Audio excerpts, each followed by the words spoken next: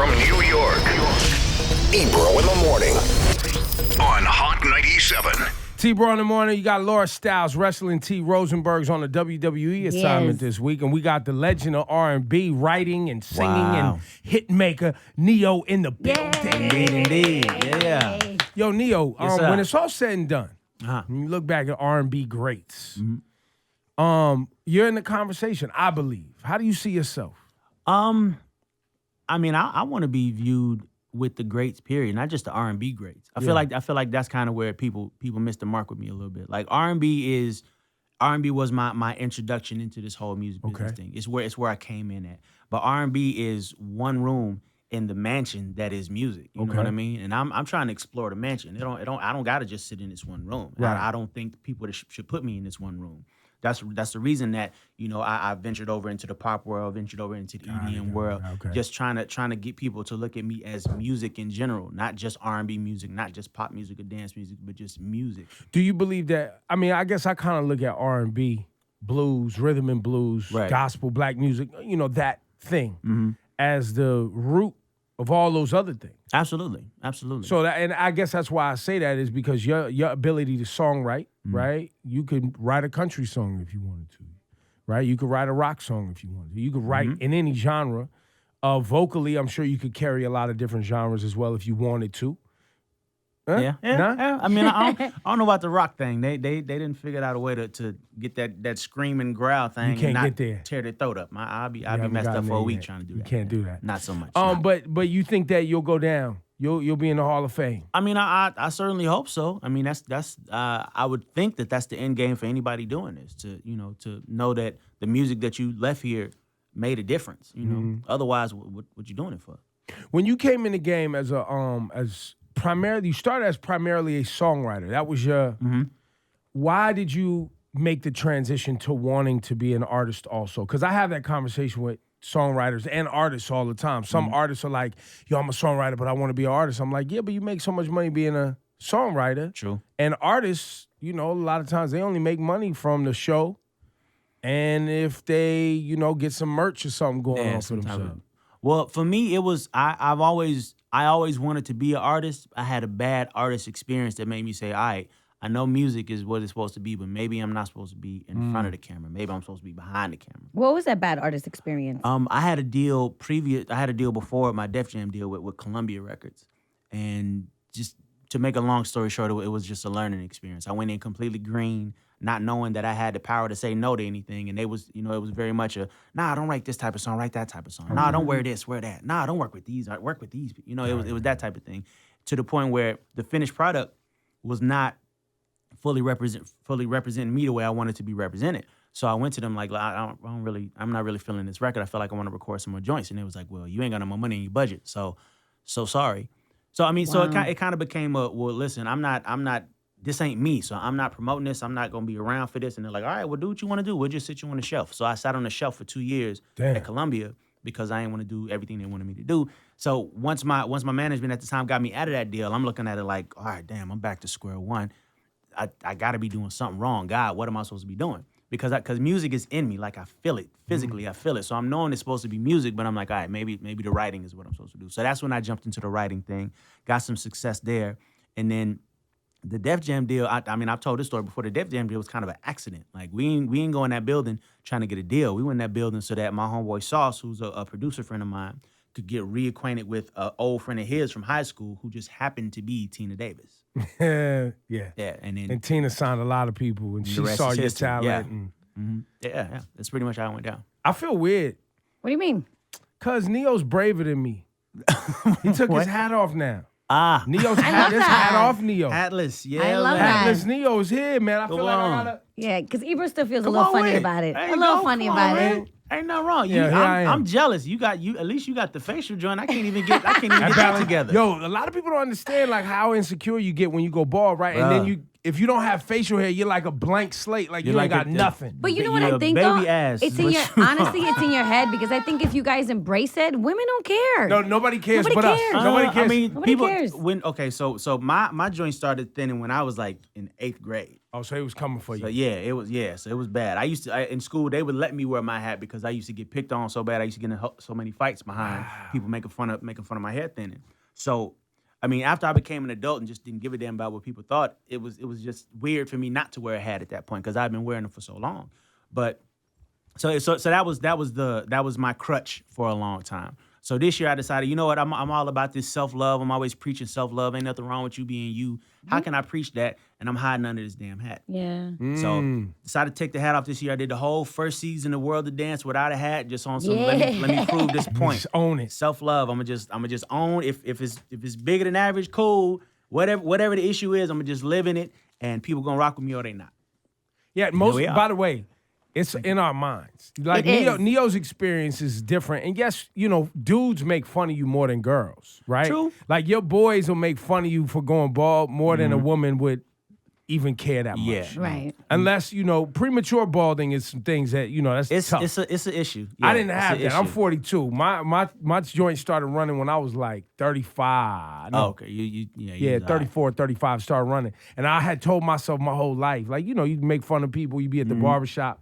I was like, yo, when I start going bald, I'm out of here on sight. I am not holding on, B. You're not going to catch me trying to the line running back and all that. I started thinning right here, a little bit right here. Zoom. Bye. Get it Bye. going. It's just like guys, it's like people that get that salt and pepper hair really early in life. Like I went to school with a guy, we were like in junior high school and he started getting salt and pepper hair. Really? Super early. And he was so self-conscious, he would shave it off too. And that's why I never I let my grays go. Because it was like, I can't beat it. I can't have all this. I'm already insecure here. Right. This is, I'm not also doing this. Y'all wilding now. It's great. It's going to be what it is. Let it be what it is. What it is. Be what it is. I love that. I feel like there's women that appreciate the salt and pepper a little bit. Yeah. It's distinguished. You know what I mean? They feel like you're mature, even though I'm an immature bastard. It's all good. The gray helps me out. Yo, Neo is working with Jennifer Lopez on World of Dance. Yeah, man. Yeah. Shout Shout out J-Lo. Speaking of aging phenomenally. No, we can't even call that aging, bro. I feel like J-Lo and a few other people in the industry have found the youth and they just ain't telling nobody. Because there's no way that this woman looks like she's 18 still. There's no damn way. But she does. Like, it's ridiculous. You know what's crazy? That I've heard that she just like be snacking, eating potato chips. I'm and gonna doing tell you what it is. No, listen, I heard that. Every single break. All right, so we sitting at the table. I sit at the far end of the table. Derek's on the other end. J-Lo's in the middle. So every break, she reach under the table and it's some chocolate or some chips or something. Yo, she eat like 4 people. She eat like four people, but you would never know by looking at her. I mean, she's in the gym religious, but no, this is what it is. You say she eats like 4 people. She puts it away. You say she found a fountain of youth. I'm telling you what it is right now. Oh, God. She is snatching the souls out of this young dude. So yeah, it's like 4 people in there, right? Drake's soul in there, Casper's soul in there. She just snatched. She came in here one time. I was talking to her. I was snatching my head. She's snatching the souls out of these young dudes. That's how she's staying young. Right now. I'm gonna leave that alone. Yo, she from the BX. I already know. That was Ebro, Jay. That wasn't me. I'm leaving that alone. I'm gonna let that be. So how is it? How do you love being on TV? How does it feel? I dig it. It's not music. I put it that way. Music is like instant gratification. You know what I'm saying? You go in the studio, you record something, you listen back. All right, cool. TV and film and all of that is like you'll do it and you won't see it for like months or years even to where it's like, oh yeah, I did do that. You know, so I'm learning to love it as much as I love music. I mean, I dig it. I definitely dig it. I love J-Lo. I love Derek Huff, Jenna Dewan Tatum. Everybody over there is just super dope. How do you like the whole judging aspect of it? But like shutting people down, like at any point I'm where trying you're not like, to be a Simon Cowell with it. I'm trying because you have to be honest. You do have to be honest. This is $1 million. You can't. I'm not half stepping at all. I'm rich and I want $1 million. I'm not gonna just give you $1 million. No, you're gonna work for it. I've been dubbed the hard judge, which is all right. I mean, again, I'm not crushing dreams or nothing like that. But yeah, I mean, for $1 million, I should be able to tell you, nah, bro, that wasn't it. Mm-hmm. For $1 million, and you should take it. For $1 million, come on. So yeah. And coming up in your world too, and a lot of people don't know this who don't participate in singing and songwriting and performing. You know, missing the mark is something you grow. That's a part of the game. Yeah. 95% of the time, I'm sure 95% of the songs, because I know the inside. I know where there's songs that Neo forgot about. Yeah. Yeah. Right? That are like if I played them for y'all would be like, yo, why he never put this song out? He forgot. Circumstances, whatever. Okay. Or he wrote it one week and then went and recorded another 20 songs somewhere else and liked those better. Yeah, it happens. How many songs would you say you record a week? A week? Lately, not as many as before. There was a point in time where I go in the studio and knock out 6-7 songs in a night. But now, I got 3 kids and a wife, so it's I can't really get it in like that no more. So now it's quality over quantity. As opposed to 7 songs in a night, I'll do like 3 songs. I'll do 7 songs in a night, and 3 of them might be dope. Now I'll do like 3 songs in a night, and 2 of them will be amazing, and that one will still be workable, just not as good as the other 2. Right. Now it's that. And as busy as you are, do you still write for other people? Not right this second. No right more. this second, I'm focusing on this new album that I'm putting together, and then we just got confirmed for season 2 of World of Dance. Right, so right, there's right. that. I'm in Atlanta right now shooting this Step Up TV series. So What's there's that? Is that another dance thing? Is that what It's, Channing Tatum? Yeah, Jenna DeWan Tatum. She's I think she's an executive producer on it. I think. I ain't sure. She's the one to call me about it. I'm not sure. But it's the the little Step Up movies, the dance movies. Yeah. So they've decided to make a series out of it, and it's going to be for YouTube Red. And before anybody says anything about it being cheesy or corny, because I know some of them Step Up movies was a little cheesy, a little corny. We know. Nah, the very first one, the one that Jenna was in. Oh, okay. Adam Shankman is the guy that basically started it. So I guess after the first one, a bunch of other people got involved, and then it became, oh, I'm at Starbucks, and all of a sudden everybody's dancing. All these strangers just know the choreography. Yeah. Oh, wow. So he wasn't a part of that. So this is his baby. He got it back, and he went over there to I think it's Lionsgate and YouTube, and so they're putting it together. So a lot of dance movies. I know. Yeah. Where your skills at right now? Because you I'm getting, in a good place. I'm in a you're good getting place. older. You know what I'm I mean, saying? I ain't a spring even chicken Chris no Brown's more. starting to slow down a little bit. Hey, Usher done listen. slowed down. It is Everybody, what you know it what I is. mean? I ain't a spring chicken no more. I know that, but I do the moves that look good on me. You know what I'm saying? I let the young boys bounce on their head and spin on their lips and all that. I ain't doing all that. Oh, yeah, you're like, That ain't I my ain't thing. spraining my back. I'm Nah, good. man. I done work too hard. I'm past that part of it. How did it feel to get to a point in your life after I think you had 2 kids before your most recent, right? Uh-huh. And those were one relationship, 2. I don't know the whole. Yeah, my first 2 children, Maddie and Mason, they're 5 and 6, and they're from another relationship before my marriage. Yeah. And how did it feel? Because I know women when they find that person, men when they find that person, and then it's another level for somebody who's a celebrity who traveled the world and got to fulfill whatever fantasies and meet all types of women and travel in all types of circles and rich women and a woman you met at the club, that whatever, you've had it all. Right. How did it feel to find that person and then say, you know what, I'm locking in with you? It's the greatest thing ever. It's the greatest thing alive. Once you find somebody that, I mean, you already know. In this line of work, finding genuine is rare, super few and far between. So to find somebody that you know is really rocking with you, to find somebody that you know is really riding with you, whether it's money and fame or McDonald's and begging for change, whatever the case may be, they gonna be there. Like there's nothing better than that. Nothing better than that. And how did you, I mean, I guess there's probably several things, but was there a moment, was there something that happened in the relationship or in your life and that happened to you and she showed up and you just knew it was her? Was there? You know what it was? I used to be a serial monogamist. I would jump from one relationship right into the next one, out of that one right into the next one. So after Mo, shout out Manetta Shaw, it's the mother of my first 2 kids. After Mo, I decided to just go ahead and be single for a minute because I hadn't. I was single for like a year and a half after Mo, and that's honestly the longest time I've been single since the start of my career. Before then, it was like 4 months, and then I found somebody else, and now we rocking. So I took some time to just really be single, just really see what it is that I want, because for the longest time I didn't know. I just was so accustomed to being, just having somebody, having somebody to call after the studio and all of that stuff on some, hey, what's going on? So I took the time to be single, took the time to just, I guess, sow my royal oats or whatever, without having a lot of nobody. And so when Crystal came along, it was kind of at that point where I realized that it ain't nothing out here, man. Like everything that's out there, you've been there, you've done that, and it ain't nothing to build no life on top of. So Crystal came along. She proved to me that she wasn't, just another chick, and here we are. And how'd you guys meet? I was for my last album, nonfiction. I was trying to do a short film for it, and I wanted to cast her in the film. So initially, it started out as business. We met, got to talking, and it turned into something else. And we're here now. Here we are. Here we are. Wow. How many years? Married a year. 1 year, yeah. Mm-hmm. And one baby. One baby, 1 year. Is I guess this is the next question, because nobody in this room is married. I wish Rosenberg was here. Because, they say you're not really married until after 5 years. Like I've heard like that. You're still in the honeymoon. It's still new. Y'all got a baby. Y'all got a marriage. Like all of that's new. Yeah. Have y'all had that combo? Like, this is great. This is great. Let's remember that this is this is great. Let's remember this is great. Right. I mean, it's not without. I mean, the truth of the matter is, it's difficult for a woman to be with somebody like me, knowing my past. Like, cause mind you, we got all the dirt out up front. Like the first month of the relationship, I was like, all right, check this out.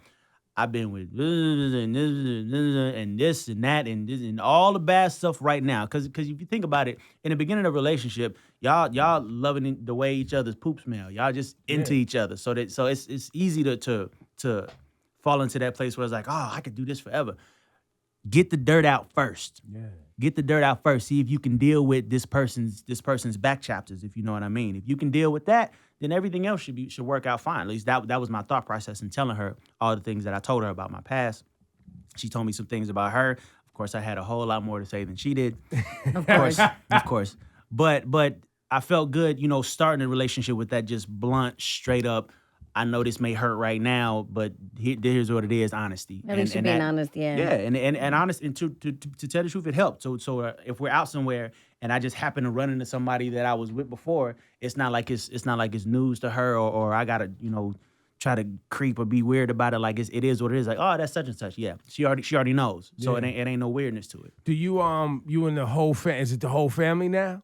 Like the ex? The other kids, the new kids. We have learned how to co-parent. Me and Mo, we went through our period where we didn't want to see each other's face or hear each other's name. We definitely went through that period, but we're in a great place now. We're in a really, really good place. So we're gonna do Christmas, everybody in the same room. We're getting there. We see it with J-Lo. Like, remember we were discussing when we see J-Lo and Mark when they have their Christmases together, all the kids, the family, Mark it's a beautiful thing. Yeah. fiance or whatever. We think it's dope. Yeah. It's super dope when you can get it. I'm it sure. takes time. I'm sure. It takes time. It takes time. It takes patience. It takes maturity. All the things that stand in the way in an initial breakup. Like, there's no maturity in an initial breakup. Because I can't stand you, and anything I can do to hurt you, I'm gonna do. That's what it starts out as. And then as time goes, time heals all wounds. You've heard that before, and it's true. It's true. So now we're in a place where I don't know if we in a place where we can do everybody Christmas at the same house at the same time. Because you know how it goes. You break up with somebody and you vent to family and you vent to friends, but then you get cool with the person, but you don't go back and tell your family and friends that y'all cool. The family still look at them sideways. So like, now, Auntie Cookie looking at her like. They'll get over it. Hey, but in some ways, your family, fortunate to have aunts and grandmothers, your mom and people that are around, they can also help. They can make those everybody together because they can help keep everybody busy. Very right, because if everybody stay busy while they're in the same room together, like, oh, yo, I need help with this. Go get the mashed potatoes. Go get the mashed potatoes. We're going to sit down, we're going to eat, say the prayer, boom, Exactly. All the kids playing, we're going to go play video games. Night's over. Thanks for coming out. We got some photos. Boom, done. All right. We made it. Woo! Nobody died. No downtime. Yeah, no downtime. Yeah, no, baby. my mom is real good for that. Hey, do you want to come here and help me with the greens? Yeah, come on, help me with the greens. Let me show you how I make these greens. Come over here. But nah, we're in a really good place now.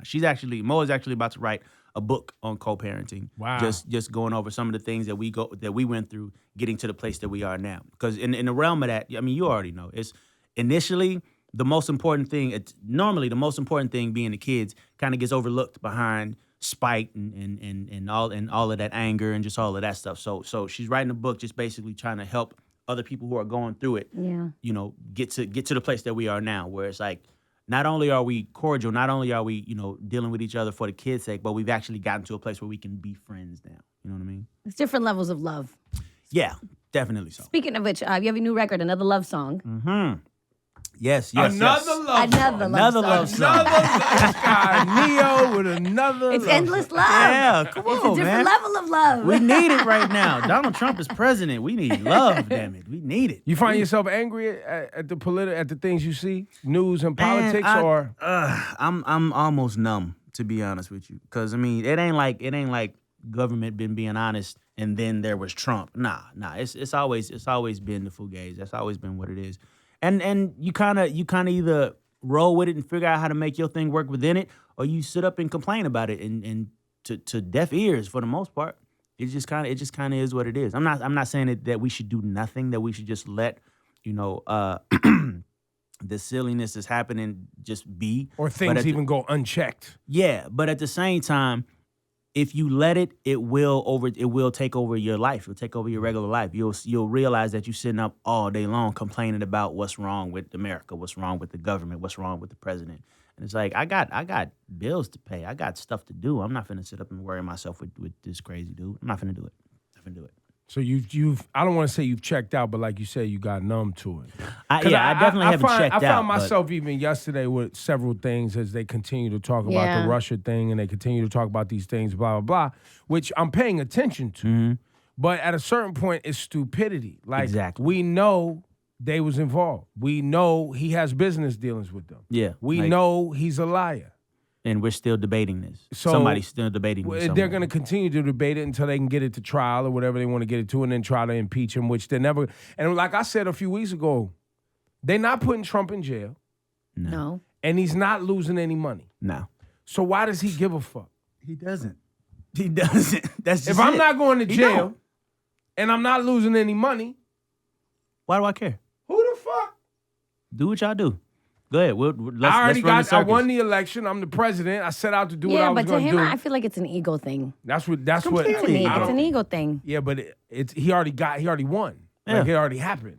Yeah. So the ego thing is, I did what I wanted to do. I'm talking to who I want to talk to. I'm making the money I want to make. My kids is involved. They about to make the money they want to make. We're gonna make money internationally. Nobody's going to jail. My business is in order.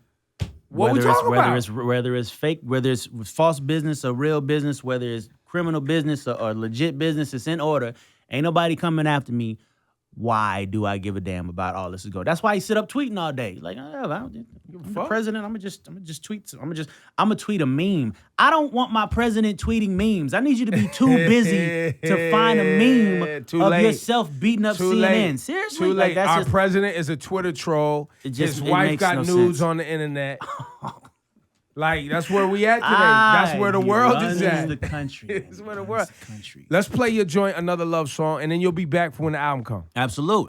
And shout to you for maintaining in this game for so long Love. and continue to be Yeah. a quality person and the same person and just writing great songs, your family, everything working out the way it is. So salute to you, sir. Appreciate it. Y'all brother. give it up for Appreciate Neo, it. Neo. man. Ebro in the Love. Morning.